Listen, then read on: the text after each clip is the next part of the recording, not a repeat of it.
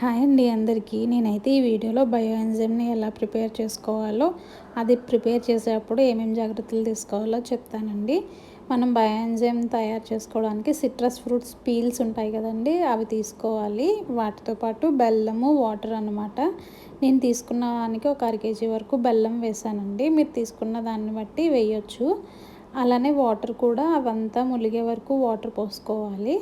అలానే ఇది ఒక డార్క్ ఏరియాలో స్టోర్ చేయాలి. ఎయిర్ టైట్ కంటైనర్లో పెట్టాలి. ప్లాస్టిక్ దాంట్లోనే పెట్టుకోవాలి. స్టీల్ కానీ లేదంటే గ్లాస్ కానీ పెట్టకూడదండి.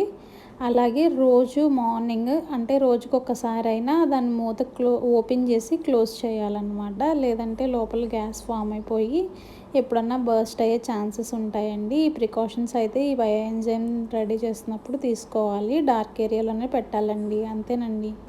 మీకు కనుక ఈ వీడియో నచ్చితే లైక్ చేయండి, షేర్ చేయండి, subscribe to our channel Khushi vlogs Telugu.